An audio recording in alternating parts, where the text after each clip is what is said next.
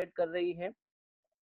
ABG interpretation में सिर्फ ABG interpretation करना ही इम्पोर्टेंट नहीं है, but as after the interpretation what is your treatment plan, वो क्या रहना चाहिए ट्रीटमेंट प्लान, वो भी इम्पोर्टेंट है। So it is not only important to know कि metabolic acidosis है या alkalosis है, that you can easily recognize now, but after recognizing the acidosis or alkalosis you have to decide whether what kind of treatment you should plan, whether body is compensating of that, उसमें body ने full compensate किया है या partial compensate किया है। Will see in a little small animation, उसमें हम लोग देख लेंगे। बट दिस इज, एक बार हम लोग फिर से फास्ट रिवाइज करते हैं of that day lecture.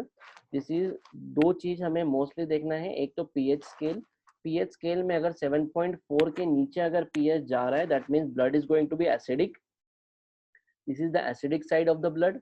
And 7.4 के ऊपर जा रहा है तो मतलब वो alkaline side of the blood है, ठीक है। तो 4-5 के ऊपर गया मतलब अल्कोलोसिस हो गया, 3-5 के नीचे अगर वो जा रहा है मतलब एसिडोसिस हो रहा है।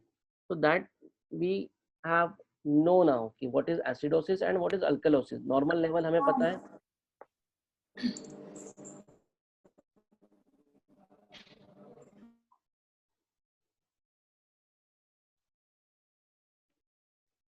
नॉर्मल लेवल हमें पता है कि कार्बन डाइऑक्साइड अगर ज्यादा हो गया ब्लड में, अगर कार्बन डाइऑक्साइड बढ़ गया मतलब क्या हो गया, एसिडोसिस हो गया। कार्बन डाइऑक्साइड कम होगा मतलब क्या हो जाएगा, एल्केलोसिस होगा। कार्बन डाइऑक्साइड का कम होना मतलब ब्लड एल्केलोसिस की तरफ जाएगा। बाइकार्बोनेट लेवल अगर कम हो गया तो एसिडोसिस, बाइकार्बोनेट अगर बढ़ गया तो एल्केलोसिस। ये सिंपल पिक्चर आपको हमेशा आपके ब्रेन में रखना है, कभी भी एल्केलोसिस और एसिडोसिस के ऊपर क्वेश्चन पूछ सकते हैं। तो this diagram you have to be mesmerise, या आप उसको रिमेंबर कर लो। कार्बन डाइऑक्साइड बढ़ता है एसिडोसिस, कार्बन डाइऑक्साइड कम होता है एल्केलोसिस, बाइकार्बोनेट कम होता है एसिडोसिस, बाइकार्बोनेट बढ़ता है दैट इज एल्केलोसिस, ठीक है। उसके बाद एक इम्पॉर्टेंट चीज थी जो उस दिन हमने थोड़ा सा रह गया था हमारा डिस्कस करना, कि what is PaO2 and what is FiO2। PaO2 हमको पता है partial pressure of the oxygen, and FiO2 is the fraction of the inspired oxygen, fraction of the inspired oxygen. That day I said कि आपने एक समय पे कितना oxygen लिया है, that is the fraction of the inspired oxygen. तो suppose एक सिनेरियो लेते हैं जैसे कि normal PaO2 and FiO2 ratio चाहिए 300-500, ये आपने नोट डाउन कर लेना। Normal PaO2 to FiO2 ratio, suppose आपके पास पेशेंट आया, आपके पास पेशेंट आया जिसका PaO2 suppose partial pressure of oxygen है सपोज 90 एंड FiO2 है, FiO2 नॉर्मल रूम टेम्परेचर पे रहेगा 21। तो ये आप लिख लो, आपके पास अगर बुक होगी या फिर आपके पास कैलकुलेटर होगा तो आप लिख लीजिए, ठीक है। हमें नॉर्मल PaO2 पता है, नॉर्मल PaO2 होता है 80-100, नॉर्मल PaO2 की वैल्यू है 80-100, ये लिख लो, नॉर्मल PaO2 इज 80-100। और नॉर्मल FiO2 होता है रूम एटमॉस्फेरिक प्रेशर पे इज 0.21। सपोज 80-100 है PaO2, सपोज आपके पास पेशेंट आया, पेशेंट का PaO2 है सपोज 90 और FiO2 रूम टेम्परेचर में, उसको ऑक्सीजन की जरूरत नहीं, तो डिवाइडेड बाय आपने 0.21 कर दिया, तो आंसर इज 428। तो आंसर इज 428। तो 428 जो नॉर्मल रेंज है, नॉर्मल रेंज है, नॉर्मल रेंज कितना है 300-500, मतलब 428 आया मतलब पेशेंट का PaO2 FiO2 रेशियो ठीक है। फिर सेकेंड पेशेंट आपके पास आया जिसका PaO2 normal is suppose 80-100 normal PaO2 होता है, तो पेशेंट का PaO2 सपोज 90 है, डिवाइडेड बाय FiO2, उसको ऑक्सीजन लग रहा है सपोज 0.40 लीटर, 0.40 लग रहा है, जैसे कि 40.40 लीटर ऑक्सीजन लग रहा है, तो इसका स्कोर आया 225। 225 उसको ऑक्सीजन ऑक्सीजन रखा है हमने ऑक्सीजन सिलेंडर पे 4 लीटर पे, और उसका हमने लिया, स्कोर आया इज 225, मतलब 225 आया, मतलब ये 200 और 300 के बीच में है। तो अगर वो 300 के नीचे है तो दैट इज एबनॉर्मल, और सपोज उसका ऑक्सीजन स्कोर आया 200 के नीचे, तो मतलब वो पेशेंट है सीवियर ARDS का। देयर इज द स्केल, एक स्केल है, I will show you, this is the scale. 200 से 300 अगर है तो माइल्ड ARDS, 100-200 है तो मॉडरेट ARDS। अगर पेशेंट का ये PaO2 और FiO2 का स्कोर अगर आया PaO2 और FiO2 का स्कोर अगर, एक सेकेंड, ज्वाइन ना थोड़ा सा टाइम पे कर लिया करो तो मुझे एडमिट करने में तकलीफ है। ठीक है, अगर ये PaO2 जैसे कि मैंने आपको बताया कैसे कैलकुलेट करना, फ्रैक्शन ऑफ इंस्पायर्ड ऑक्सीजन को डिवाइड कर लेना। नॉर्मली हमने अभी डिवाइड किया तो कितना आया था, नॉर्मल सपोज 0.21 से डिवाइड किया, 92.21 428 आंसर आया था। 428 जो नॉर्मल वैल्यू है 300 से 500, तो आंसर इज 428 आंसर आया, मतलब हमारा पेशेंट ठीक है। जितना फ्रैक्शन ऑफ इंस्पायर्ड ऑक्सीजन बढ़ते जाएगा, जितना फ्रैक्शन ऑफ इंस्पायर्ड ऑक्सीजन बढ़ते जाएगा उसमें से आप पेशेंट का ARDS का कैटेगरी डिस्टिंग्विश कर सकते हो कि पेशेंट को कितना ARDS कितना है, सीवियर है, मॉडरेट है, माइल्ड है। ठीक है, ये एक चीज होगी। और जो मेन हमें आज सीखना था, ये तो जस्ट आउट ऑफ टॉपिक है, मेन हमें सीखना है कि पेशेंट को आज हमें देखना है कि ABG निकालने के बाद, आर्टेरियल ब्लड निकालने के बाद एसिडोसिस और अल्कालोसिस तो हमने सीख लिया, अभी वो कंपनसेटेड है, कंपनसेटेड में पार्शियल कंपनसेटेड है या फुल्ली कंपनसेटेड है, वो हमें देखना है। ओके, ARDS का कंसेप्ट समझ गया कि नहीं समझा होगा तो एक बार बताओ फिर से।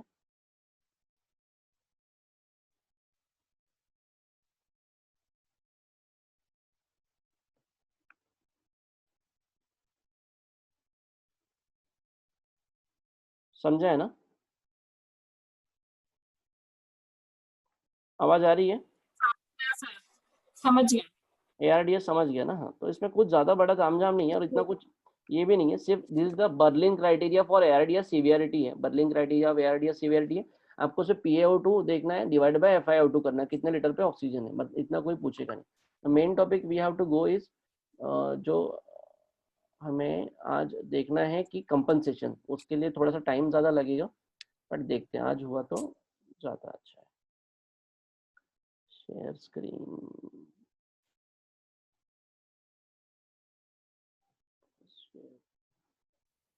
रितेश थोडा आवाज वाढवता येईल? हो, वाढवता येईल। आता येतोय का व्यवस्थित? Okay okay. ठीक, this is video ABG. Blood gases are simply the measurements of the acidity or alkalinity of the arterial circulation. It also measures gases such as oxygen and carbon dioxide. Now, we are going to talk about 4 important components that are in your ABG, and those are your pH, your CO2 or carbon dioxide, your HCO3 or bicarbonate, your PaO2 or oxygen. And we're going to talk about them one by one. Your pH. The pH is pretty much the measurement of how acidic or your normal value for your pH is 7.35 to 7.45. And we're going to talk about the significance of these numbers later on. Next component would be your PaCO2. Your PaCO2 is pretty much the measurement of carbon dioxide. PaCO2 मतलब this is the carbon dioxide level, normally 35 to 45 रहने चाहिए, उसको remember करना है। तो this is pH of 7.35, इसके 35, इसके 45 नीचे ले लेना। This is easiest way to learn कि PaCO2 लेवल कितना है, 7.35 पर ले लेना इन।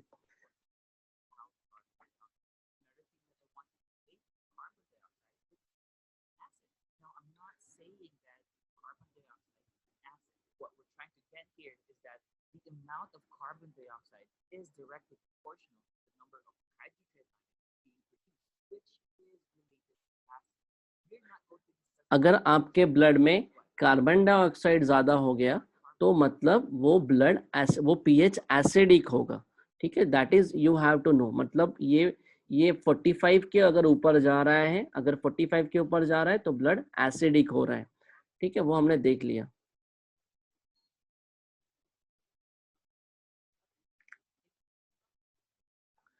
सेकेंड हमने बाइकार्बोनेट देखना है। Bicarbonate is manage by the kidney. ठीक है, bicarbonate level is the manage by kidney. अगर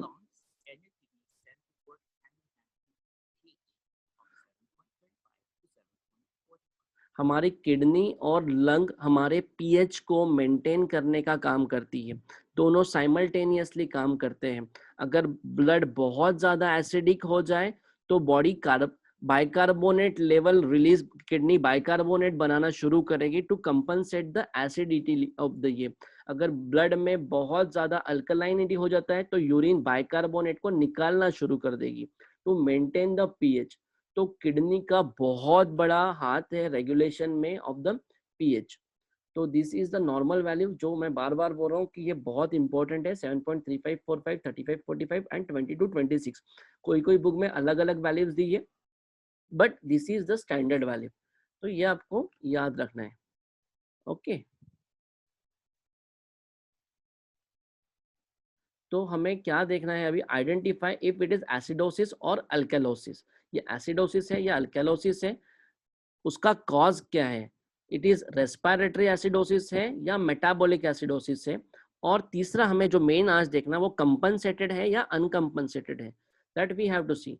इट इज एसिडोसिस और अल्कलोसिस क्या है ये हमने तो देख लिया था, तो फिर भी एक शॉर्टली रिमेंबर, नीचे आया तो एसिडोसिस, ऊपर गया तो अल्कलोसिस। ठीक है, मतलब सपोज पीएच 7.25 आया तो एसिडोसिस हो गया, पीएच 7.45 हो गया तो अल्कलोसिस हो गया। Identify if it is acidosis और अल्कलोसिस, आइडेंटिफाइड इज रेस्पिरेटरी या मेटाबॉलिक। पहला वाला हमने कर लिया, रेस्पिरेटरी है या मेटाबॉलिक है। इसको कैसे क्या आइडेंटिफाई करेंगे ये भी हमने देख लिया था, बट शॉर्टली हम लोग देख लेते।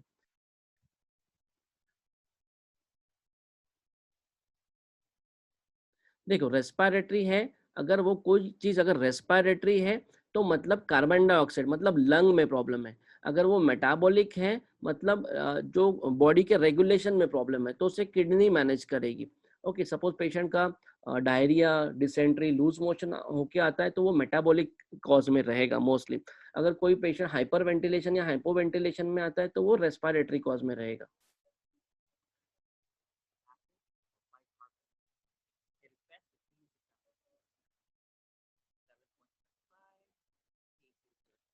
ये आपको बताना है।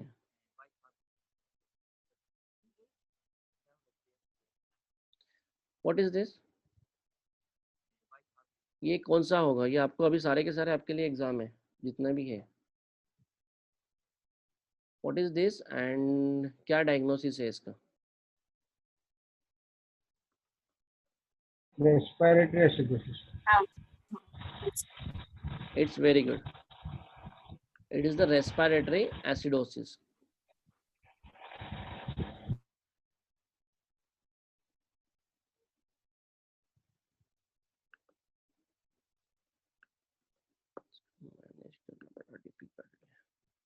It is the respiratory acidosis. क्यों है it is the respiratory acidosis? क्यों है? क्योंकि pH is acidic. हाँ, yes. 35 to 7.45. It's less than 35. CO2 level is Look at the PaCO2. It's elevated. Our normal value is 35 to 45. Normally 35 to 45 चाहिए, तो वो 45 के ऊपर है। And if you look at the bicarbonate, it is normal. Our And normal bicarbonate value is normal. तो हमें पहला तो पीएच देखना है। जो पेशेंट की एबीजी की रिपोर्ट आएगी उसमें पीएच देख लो, उसमें आप पहले कंफर्म कर लो कि ये एसिडोसिस है। अभी एसिडोसिस होने के दो रीजन हमें पता है, एक तो कार्बन डाइऑक्साइड के लेवल ऊपर या बाइकार्बोनेट की लेवल नीचे। तो ये हमें एसिडोसिस के बाद देखना है, तो हमें सीधा पता चल गया कि कार्बन डाइऑक्साइड के लेवल ऊपर है, तो your diagnosis is respiratory acidosis. 26. And just by simply looking at the PaCO2, 50, that means you went beyond 45. If you have more CO2, 45 के ऊपर है, this is the respiratory acidosis. PaCO2 of 28 and by This is second example. What is this?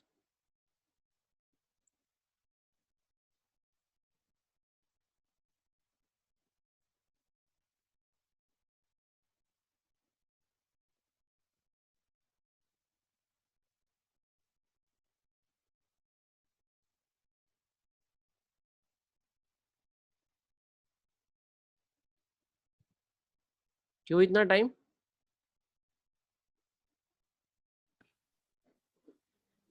$7.56 है ना इसका, alkaline. Respiratory alkalosis. Exactly. Yes, exactly. This is the respiratory alkalosis. क्यों है respiratory alkalosis? That I will explain. bicarbonate of 22. The pH देखो सबसे पहले तो pH देख लेना है। pH है 7.56, मतलब अल्कलोसिस है। अल्कलोसिस के दो रीजन है, कार्बन डाइऑक्साइड का कम होना या बाइकार्बोनेट का बढ़ना? यहाँ पे कार्बन डाइऑक्साइड कम हो गया, कार्बन डाइऑक्साइड 35 से नीचे आ गया, 35 से नीचे आ गया मतलब कम हो गया, तो दिस इज द रेस्पिरेटरी, क्योंकि हमारा बाइकार्बोनेट नॉर्मल है। This is the respiratory alkalosis.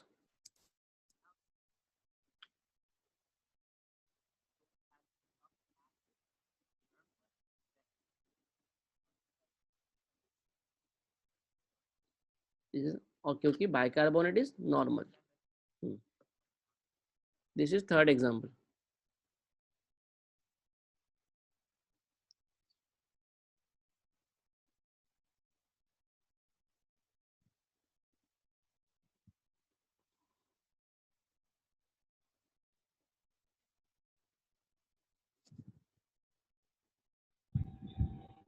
So metabolic acidosis. Metabolic acidosis. Yes exactly, this is the metabolic acidosis. क्यों है मेटाबॉलिक एसिडोसिस? क्योंकि 7.25 this is acidosis, carbon dioxide is normal SO3 is 21. And bicarbonate is low. Normal and bicarbonate low होने Yes. के कारण patient is in the metabolic acidosis. Metabolic acidosis मतलब patient को कुछ तो भी जैसे कि उसका रेस्पिरेटरी कुछ प्रॉब्लम नहीं है, पेशेंट को कुछ तो भी लूज मोशन है या कुछ तो भी मेटाबॉलिक प्रॉब्लम है, there is no respiratory problem. इसके आप कॉजेशन या डिफरेंशियल डायग्नोसिस आप ऑनलाइन पढ़ सकते हो कि what are the causes of metabolic acidosis and what are the causes of respiratory acidosis. हम लोग एक उसमें चार्ट बना के मैं भेज दूंगा causes. This is last example. What is this? अपना metabolic alkalosis. बिल्कुल बराबर, this is alkalosis. Exactly alkalosis, क्योंकि दिस इज पीएच ऊपर है, अल्कलोसिस है, कार्बन डाइऑक्साइड नॉर्मल है and this Yes. Is 22 to 26 रहना चाहिए, तो ये ऊपर है, this is the metabolic alkalosis. Exactly. Alkalosis.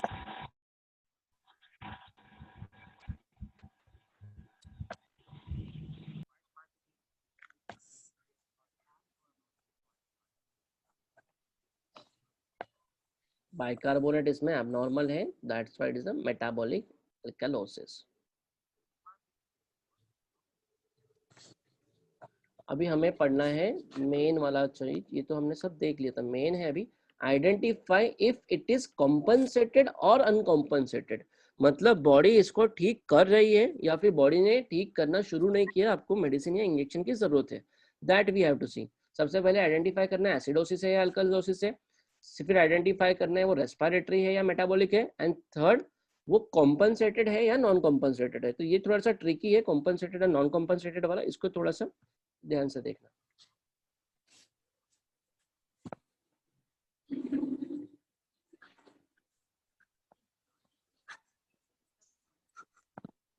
और कॉम्पनसेटेड के दो टाइप है, इट इज फुल्ली कॉम्पनसेटेड और पार्शियली कॉम्पनसेटेड। एक 10 मिनट में वो भी हम लोग सीख लेंगे।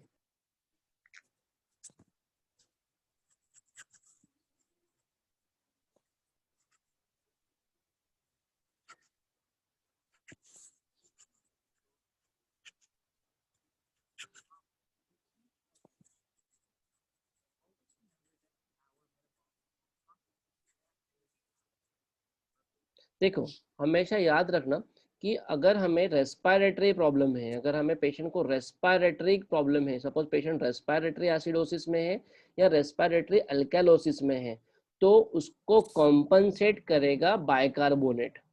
ठीक है, रेस्पिरेटरी एसिडोसिस, रेस्पिरेटरी के कारण अगर पेशेंट का पीएच कम हो रहा है, मतलब पेशेंट को सांस लेने में दिक्कत हो रही है और उसका बॉडी में कार्बन डाइऑक्साइड एक्यूमुलेट हो रहा है, कार्बन डाइऑक्साइड के एक्यूमुलेशन के कारण ब्लड एसिडिक हो गया है, तो तब मेटाबॉलिक मतलब किडनी रोल में आएगी and kidney will secrete the bicarbonate level, और बाइकार्बोनेट के ब्लड में आने के कारण वो पीएच को नॉर्मलाइज करने की कोशिश करेगी। मतलब पेशेंट को अगर रेस्पिरेटरी प्रॉब्लम है तो किडनी उसको ओवरकम करेगी ठीक करने के लिए, अगर किडनी में प्रॉब्लम है, मेटाबॉलिक में प्रॉब्लम है, तो रेस्पिरेटरी सिस्टम उसे ठीक करने की कोशिश करेगी। तो वो बाय हैंड चलते रहते हैं। मतलब क्या होगा, सपोज पेशेंट को रेस्पिरेटरी एसिडोसिस है, पेशेंट अगर रेस्पिरेटरी एसिडोसिस का आपने आया तो कंपनसेशन मैकेनिज्म में क्या हो जाएगा, पेशेंट का बाइकार्बोनेट लेवल बढ़ना शुरू हो जाएगा। ओके, विल सी यू कैसा, इसके एग्जांपल्स हम लोग देखेंगे।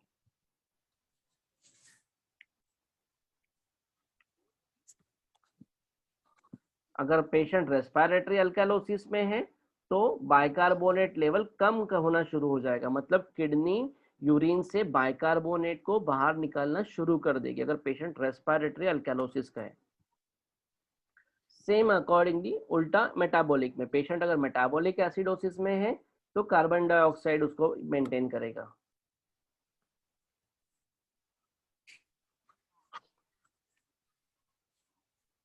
इसके एग्जाम्पल जब हम लोग देखेंगे तो हम लोग पढ़ेंगे। तो दिस इज द एग्जाम्पल, ठीक है। अभी इसके एग्जाम्पल से आपको क्या दिख रहा है, what is the example, what this से,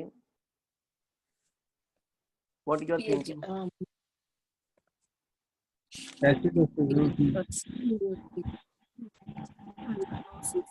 pH उसका कम है तो एसिड कंपेंसेटरी रेस्पिरेटरी एसिडोसिस लग रहा है। तो कार्बोनेट भी बढ़ा है इसका। देखो इसका कार्बन डाइऑक्साइड भी बड़ा है एंड बाइकार्बोनेट भी बड़ा है, ठीक है। अभी इसमें ध्यान दें, ये अभी ना ये थोड़ा सा आपने बुक में लिख लेना या फिर आपने फिर से एक बार देख लेना। अभी इसमें कैसा है कि इसका pH इज 7.35 to 4.5, तो ये pH थोड़ा सा अभी एसिडिक साइड में है। कहाँ पे? एसिडिक साइड में है। और एसिडिटी को एसिडिक साइड में रहने के कारण who is the culprit for the acidic, इसमें से एसिडिटी एसिड लेवल कौन प्रोड्यूस कर सकता है? कार्बन डाइऑक्साइड प्रोड्यूस कर सकता है। तो कार्बन डाइऑक्साइड ने एसिडिटी प्रोड्यूस की जिसके कारण पीएच कम हो गया, मतलब this is the respiratory acidosis, this is the respiratory acidosis. उसको कंपनसेट करने के लिए बाइकार्बोनेट ने अपनी लेवल बढ़ाई है। Okay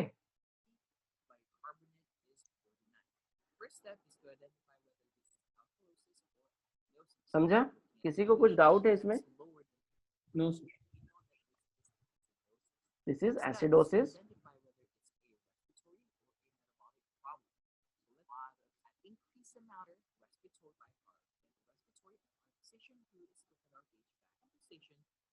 but why this is the partial compensation? This is partial compensation इसलिए बॉडी ने कंपनसेट, इसलिए एकदम पेशेंट को आते बराबर सोडा बाइकार्ब नहीं लगाते, लेट द बॉडी कंपनसेट। अगर वो कंपनसेट नहीं कर रही है then you have to go with the soda bicarb. तो इसमें क्या पार्शियल क्यों लिखा है? क्योंकि नॉर्मल इज 7.35 to 4.5 है, तो बॉडी बाइकार्बोनेट तो रिलीज कर रही है, ठीक है। किडनी बाइकार्बोनेट लेवल तो रिलीज कर रही है, क्योंकि क्या हो गया, हमारा ब्लड एसिडिक हो गया था।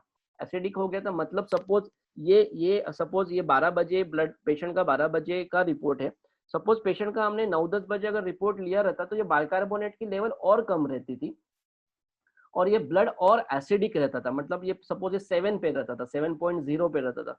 तो body tries to maintain, body tries to do कि ब्लड जो एसिडिक हुआ है बाइकार्बोनेट को बढ़ा के इसको थोड़ा सा अल्कलाइन करे। तो हमारे किडनी ने बाइकार्बोनेट का लेवल बढ़ाना शुरू किया है, बट ये पार्शियल इसलिए क्योंकि अभी तक पीएच नॉर्मल नहीं हुआ है।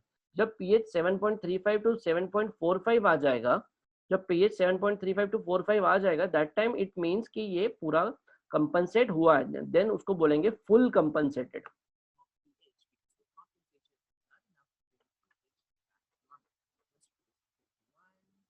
Look at this now. What is this?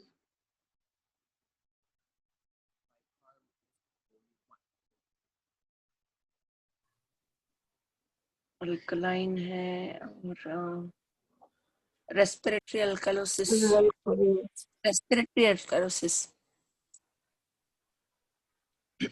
Hello, anyone और मैडम बोल रहे हैं, मैडम बोल रहे हैं it is respiratory alkalosis. Sir ये मेटाबॉलिक अल्कलोसिस है।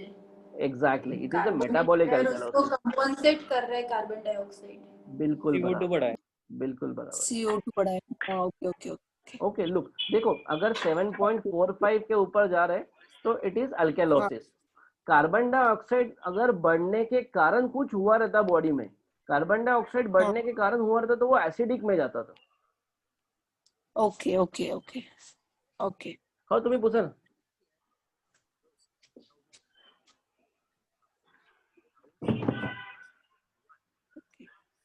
हा SPO3 मुळे झालाय म्हणून ते.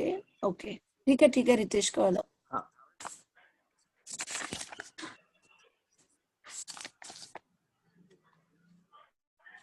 है ना. अभी मेटाबॉलिक एसिडोसिस, मेटाबॉलिक अल्कलोसिस इसलिए क्योंकि अल्कलोसिस है वो हमें जानना जरूरी है.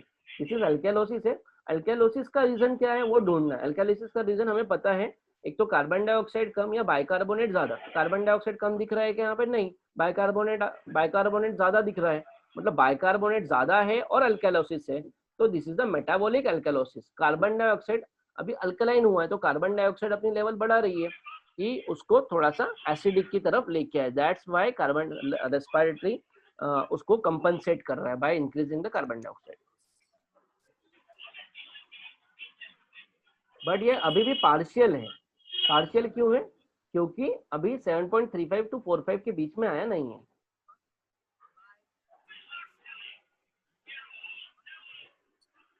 What is this? इसको क्या बोलेंगे? क्या दो? Metabolic acidosis. Acidosis, respiratory acidosis. नहीं, metabolic acidosis. Any other question?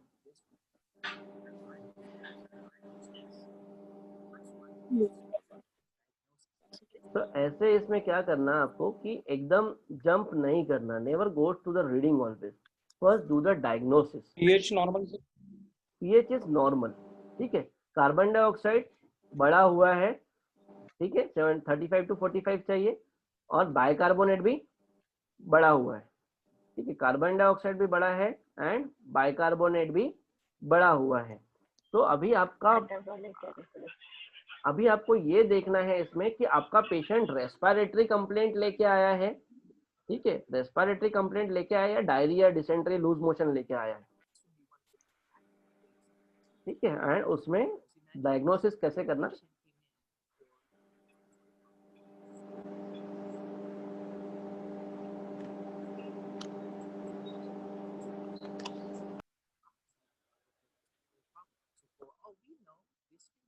तो अगर वो रेस्पिरेटरी का प्रॉब्लम पेशेंट होता तो वो सपोज वो बोल रहा है कि मुझे सांस लेने में दिक्कत हो रही है, या उसका रेस्पिरेटरी रेट कम हो गया. ऐसी कोई भी कंडीशन जिसमें वो ऑक्सीजन रिटेन कर रहा है, प्रॉपरली एक्सेल नहीं कर रहा है, ऑब्स्ट्रक्टिव कोई पल्मोनरी वेंटिलेशन में उसको कुछ प्रॉब्लम है, या एनी रेस्पिरेटरी डिसऑर्डर जिसमें वो ऑक्सीजन रिटेन कर रहा है, बाहर नहीं निकाल रहा है. दो तरीके. दिस इज एक तरीका. मैं दूसरा भी बताता हूँ.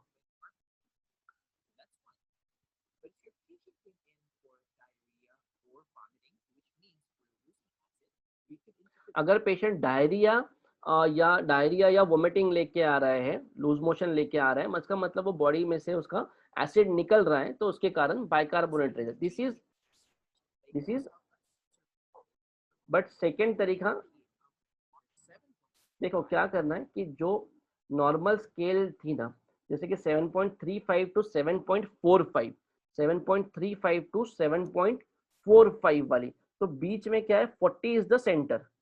40 इज द सेंटर. 40 के अगर नीचे जा रहा है, 40 के नीचे जा रहा है मतलब टुवर्ड एसिडिक, और 4-5 के ऊपर जा रहा है तो मतलब टुवर्ड अल्कलाइन, तो इसका 7.35 है. This is the second method. एक तो डायग्नोसिस करो, नहीं समझ रहा है उसमें से भी, तो फिर ये 7.35 की तरफ जा रहा है, तो 7.35 के पास पीएच है, मतलब दिस इज टुवर्ड एसिडिक है. तो एसिडिक को करने के लिए, ब्लड को एसिडिक करने के लिए कौन रिस्पॉन्सिबल है इसमें? बाइकार्बोनेट के ज्यादा होने से ब्लड एसिडिक होगा क्या? बाइकार्बोनेट के ज्यादा होने से ब्लड एसिडिक होगा? नहीं होगा. Blood carbon dioxide. बिल्कुल, बाइकार्बोनेट के ज्यादा होने से ब्लड अल्कलाइन होता था. कार्बन डाइऑक्साइड के ज्यादा होने से ब्लड एसिडिक के तरफ ज्यादा है, मतलब टुवर्ड एसिडिक स्केल के तरफ ज्यादा है. तो मतलब बॉडी ने क्या किया था, पेशेंट को रेस्पिरेटरी एसिडोसिस था. पेशेंट को क्या था? रेस्पिरेटरी एसिडोसिस था. बाइकार्बोनेट उसको कंपनसेट कर रहा है और पीएच को नॉर्मल लेके आ रहा है.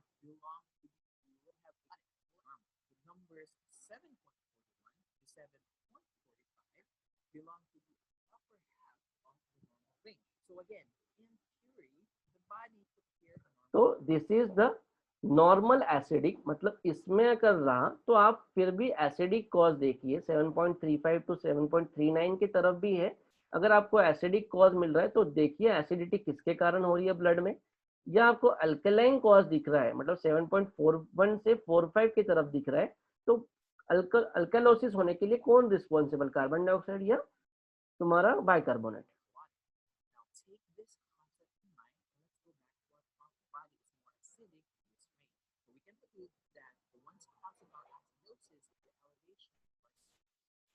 तो हम लोग यहाँ पे 7.35 है, मतलब टोवर्ड एसिडोसिस है, मतलब नॉर्मल एसिडोसिस विथ एसिडोसिस होने का cause is the carbon dioxide and this is the respiratory acid with complete full compensation.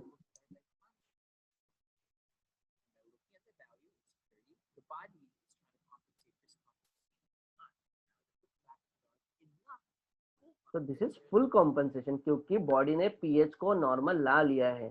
Kidney ने बहुत सारा बाइकार्बोनेट प्रोड्यूस कर लिया एंड किडनी ने प्रोड्यूस कर लिया बाइकार्बोनेट, और इसीलिए पेशेंट का पीएच को बॉडी ने खुद नहीं मेंटेन कर लिया। This is the fully compensated, no need to do for the soda bicarb, you have to just rule out the respiratory cause कि पेशेंट को क्यों रेस्पिरेटरी एसिडोसिस हुआ था, और जो उसका कॉज है सीटी चेस्ट एक्सरे वगैरह देख के और उसको ये कॉज को ठीक करो। There is no extra soda bicarb requirement. What is this last example?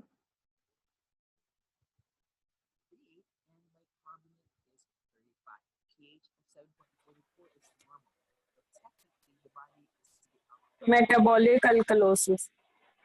ठीक है, अभी देखते हैं कि दिस इज ये अल्कालोसिस की तरफ जा रहा है। ठीक है, 4-5-40 के ऊपर गया, मतलब अल्कालोसिस के गया। तो अल्कालोसिस कॉज करने के लिए who is responsible? Carbon dioxide बढ़ रहा है तो it is not responsible. Bicarbonate बढ़ रहा है तो बाइकार्बोनेट ने क्या किया, बाइकार्बोनेट के बढ़ने के कारण पेशेंट को कुछ मेटाबॉलिक कॉज होगा जिसके कारण बाइकार्बोनेट बढ़ा।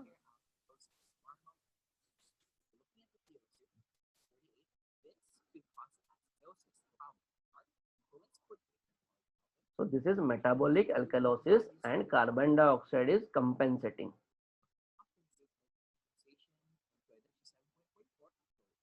तो आंसर में लिखेंगे fully compensated. ओके, समझा इतना? compensated, fully compensated and partially compensated.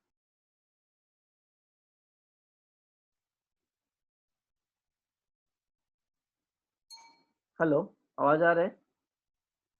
हाँ सर। तो दिस इज ऑल आज के लिए। बाद में हम लोग अगर टाइम मिलता है तो कल हम लोग आयन गैप देखेंगे एंड डेल्टा गैप देखेंगे। ओके, चलो फिर। Okay, thank you. Thank you, bye. Bye bye. Thank you.